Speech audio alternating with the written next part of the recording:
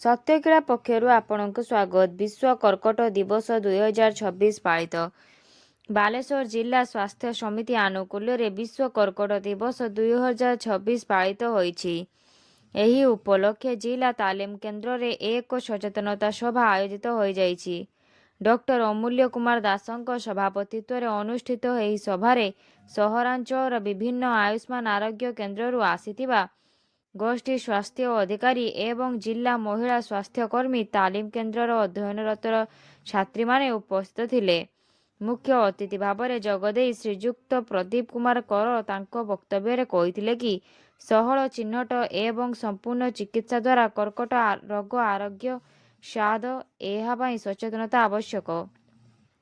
ସେହିପରି ସଭାପତି ଶ୍ରୀଯୁକ୍ତ ଦାସ ତାଙ୍କ ଅଭିଭାଷଣରେ କର୍କଟ ରୋଗର ଲକ୍ଷଣ ଯଥା ଅସ୍ୱାଭାବିକ ଗଳି, କାଶ, ଗିଳିବାରେ କଷ୍ଟ, ଅସ୍ୱାଭାବିକ ରକ୍ତସ୍ରାବ, ଅସ୍ୱାଭାବିକ ଓଜନ କମିବା, ରାତିରେ ପ୍ରଚୁର ଝାଳ ବୋହିବା, ଦୀର୍ଘଦିନ ଧରି କୌଣସି କ୍ଷତ ନ ଶୁଖିବା, ଅସ୍ୱାଭାବିକ ସ୍ତନର ପରିବର୍ତ୍ତନ ଉପରେ ମତବ୍ୟକ୍ତ କରିଥିଲେ।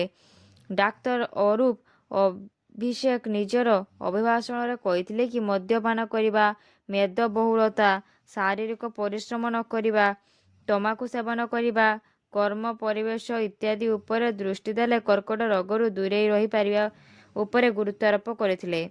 ସଭା ଶେଷରେ କ୍ଷେତ୍ର ସ୍ତରରେ କାର୍ଯ୍ୟ କରୁଥିବା ସ୍ୱାସ୍ଥ୍ୟ କର୍ମୀ, ଗୋଷ୍ଠୀ ସ୍ୱାସ୍ଥ୍ୟ ଅଧିକାରୀ ଏବଂ ଆଶାମାନେ ଗୋଷ୍ଠୀ ସ୍ତରରେ ଅଧିକ ସଚେତନତା ସୃଷ୍ଟି ପାଇଁ ନିର୍ଦ୍ଦେଶ ଦିଆଯାଇଥିଲା।